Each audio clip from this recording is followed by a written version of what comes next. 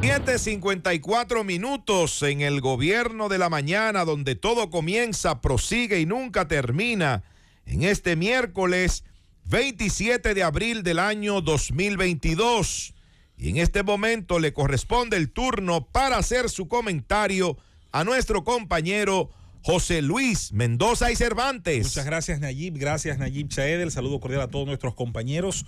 Nuestro abrazo desde aquí a don Álvaro Arbelo, de quien esperamos muy pronto tenerle dando su comentario siempre bien temprano en la mañana. Las gracias a don Bienvenido Rodríguez, que permite el acceso privilegiado a estos micrófonos, esta plataforma que es la Z101, donde nos aseguramos de lo que decimos llega al país, no para que la gente piense como nosotros, no para colonizarles mentalmente, sino para razonar los problemas de nuestra nación, tratar de socializarlos y que las personas pues simplemente puedan llegar a conclusiones con más información. Quiero referirme primero, antes del tema que pienso tratar hoy con los compañeros y junto a todos ustedes para nuestro público, decir que dentro de las declaraciones que ayer, en ese encuentro del que habló Nayib con el presidente de la República por parte de los comunicadores, me voy a referir solo a un puntito y lo voy a hacer directamente por inclinaciones regionales, por la zona donde somos, nuestra pequeña patria, la provincia de Azua y esencialmente la región sur. Dos temas de interés.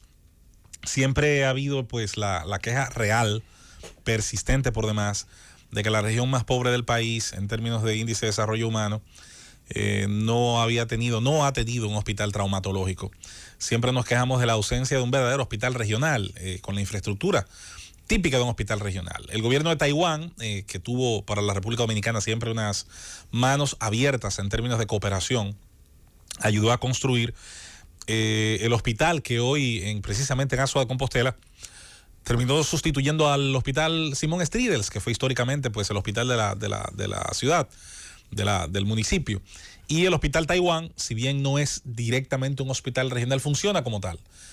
Termina recibiendo pacientes de todas las partes del sur del país, esencialmente el sur más empobrecido, el sur profundo como le llaman, y se ha decidido, y qué bueno, me alegra que ya esté esto en planes, construir un ala, ya sea del mismo hospital Taiwán o en los terrenos del antiguo hospital Simón Stridel, traumatológica, por una razón elemental, señores, no nos andemos con rodeos.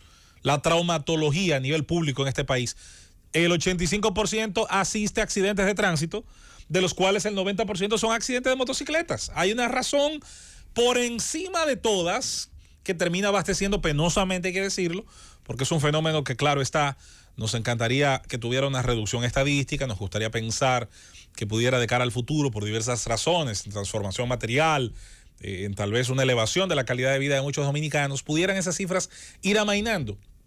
Sin embargo, es lo que es lo que tenemos.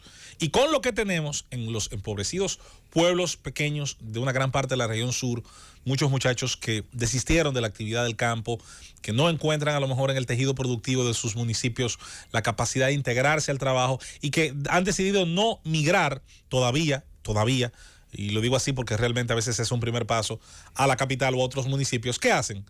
Cogen un motor, lo sacan a crédito y se instalan en la parada donde llegan los autobuses.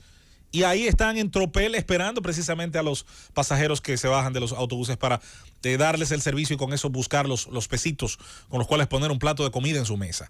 Esa realidad ha poblado en motocicletas las regiones más pobres del país y a su vez ha hecho prevalecer, ha multiplicado el nivel de riesgo, la frecuencia, porque el riesgo se calcula, como decíamos aquí cuando estaba el señor Fuentes de ARS Reservas ayer, el riesgo se calcula en dos vertientes, en un gráfico de B, de dos vertientes, que son la severidad y la frecuencia. El accidente de mayor severidad en algo que se mueva es el de avión, por un tema de que el 90 y pico % de los que lo padecen mueren.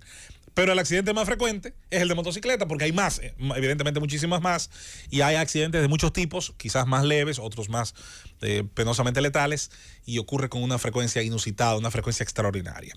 Así que es una buena noticia, pienso que es una obra merecida, que la región la necesita y que debería pues tener algún margen, quizás yo diría de urgencia para hacerlo. Señores, no hay nada más difícil para una familia pobre que tener que mover a un paciente de un accidente de motor o de tránsito de cualquier tipo, con huesos rotos, con el dolor inimaginable de varias extremidades dislocadas, tener que trasladarlo Es que si es en ambulancia, déjeme decirle, es menos difícil, pero no siempre es en ambulancia, a un hospital del Santo Domingo. Eso ha tenido que pasar muchas veces. Miren, nosotros hemos dicho aquí muchas ocasiones anteriores, porque no es un discurso de momento, no estamos surfeando la ola, no estamos siendo oportunistas, ni estamos cambiando el cassette de acuerdo a la situación. Es algo que hemos sostenido tal vez desde nuestro primer día en el acceso a estos micrófonos, hablando de temas de interés de la sociedad, y es la defensa del contribuyente. El contribuyente es ese ciudadano que, aportando a la creación de riqueza, participa dentro del contrato social, aportando una parte de la riqueza que genera, que se le confisca, se le impone una confiscación, y a partir de comprar, vender, ahorrar y hacer cualquiera de las interacciones económicas, de las interacciones de propiedad, tanto en bienes como en servicios, una parte de la riqueza que producen esos intercambios se confisca. El ITEVIS es una de las formas, por ejemplo, masivas de esa confiscación de riqueza. Es un impuesto a los bienes terminados, a los bienes que ya de manera terminada, con valor agregado, en otros países sus símiles, el IVA, son trasegados entre una parte y otra en la oferta y la demanda de ese mercado. Pero existen otras formas de confiscar riqueza. Está el impuesto sobre la renta. Está el impuesto, por ejemplo, a bienes suntuarios, impuesto que debe revisarse, porque hay bienes que no son para nada suntuarios y que están dentro de esa categoría. Yo, como decía Emil Sola, yo acuso al Estado de darle categoría suntuaria a cosas que no son suntuarias, pero bueno, eso creo yo.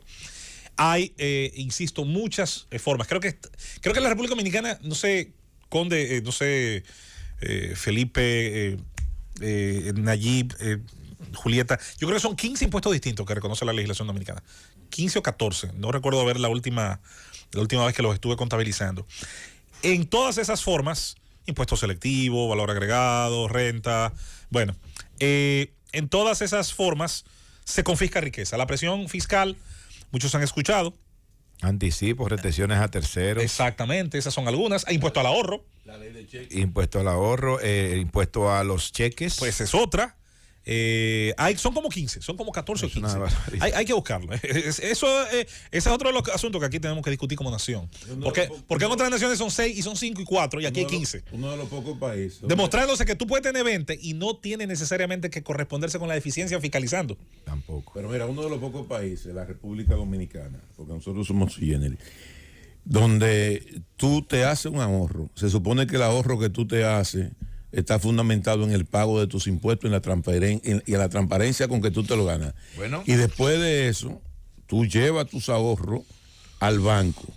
Aparte de que el banco te cobra a ti por el manejo de cuentas, si tú de esos ahorros frisados ahí, termina la cuenta en cero. Para los que tienen sus micro y pequeñas empresas, y también medianas y grandes, pero me refiero principalmente a esos dos sectores de las micro y pequeñas empresas.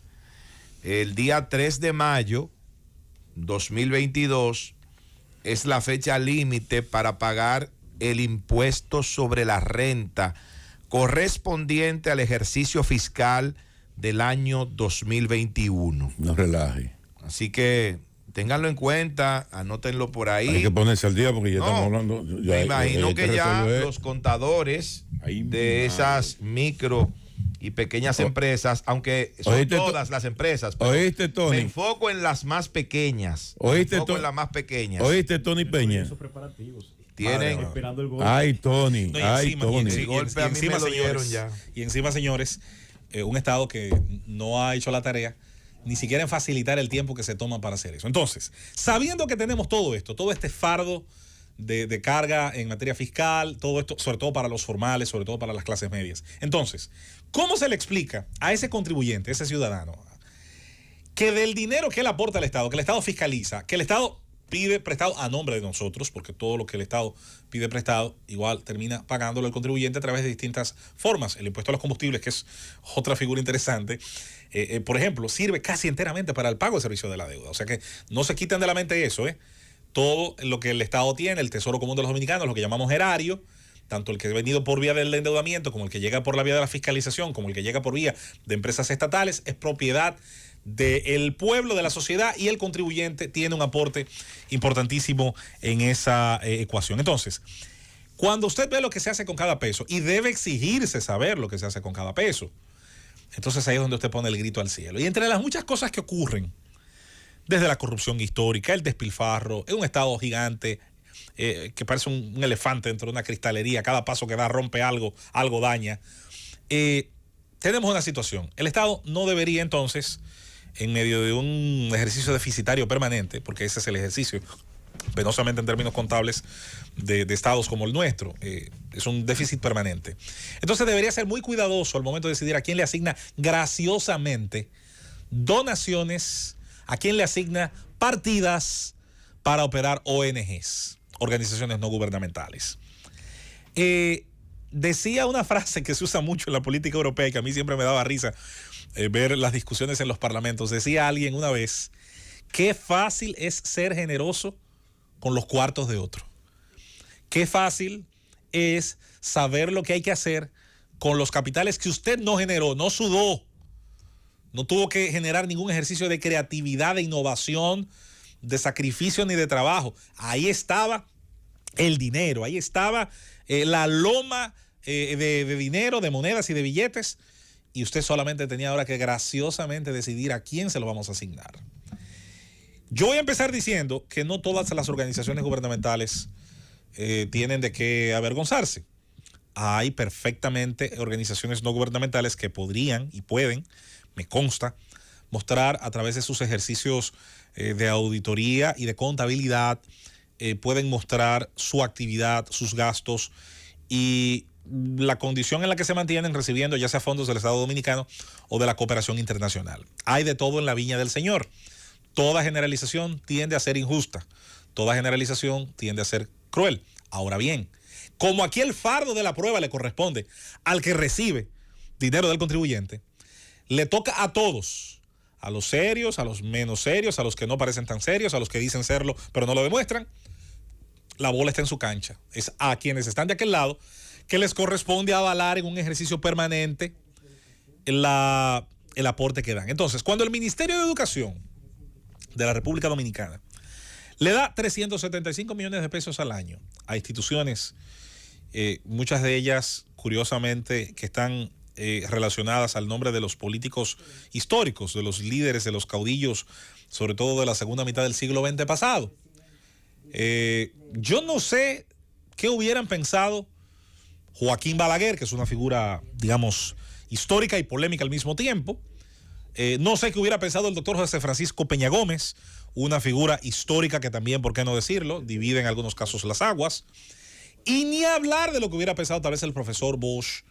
Me hubiese gustado solamente por un momento pensar cuál es la opinión que hubiesen tenido estos tres personajes históricos sobre las instituciones que operan con sus nombres. Insisto, cada una tiene sus roles, cada una con la capacidad o no de presentar cuáles son sus resultados, porque que cada palo aguante su vela, como dice el refrán marinero. Ahora yo me pregunto,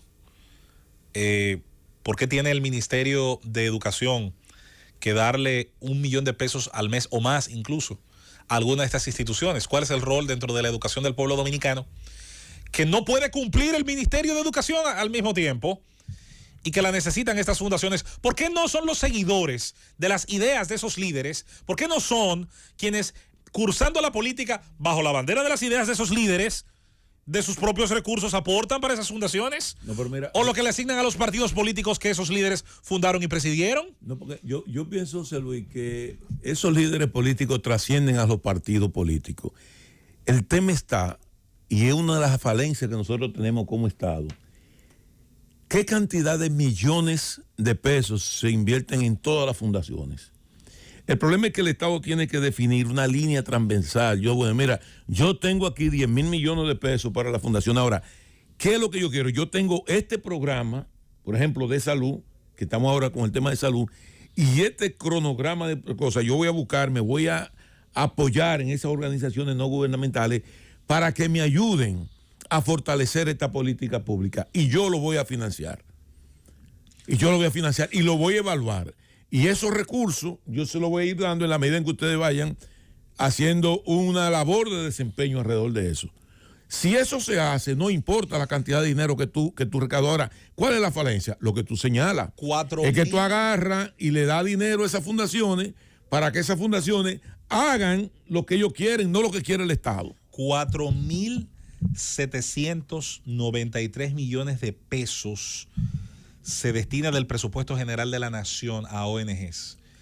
En el caso de educación, cuando se lee el listado de lo que ocurre con los millones de pesos del MINER, que son cerca de 375 destinados a ONGs, resulta curioso, sangrante y tragicómico que incluso está ahí metida el pago de la electricidad del Arzobispado de Santo Domingo. Pero además, yo pregunto, José Luis, ¿es el Ministerio de Educación la institución del Estado llamada a donar recursos? No. Si es para la educación no importa, lo que pasa es que lo que tiene que ser el rector de política pública. Esas organizaciones ya reciben asignaciones, señores.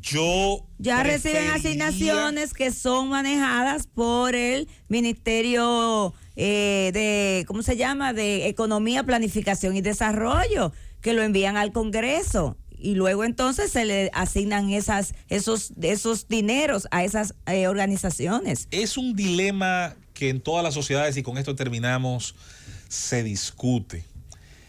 Bastaría, por ejemplo, entiende Felipe, y es un enfoque interesante, Felipe entiende, bueno, cualquiera que quiera ayudar y pueda ayudar y a lo mejor tenga capacidad de ayudar, que venga, podría participar, concursar, licitar, recibir recursos y a lo mejor con transparencia justificar su presencia allí.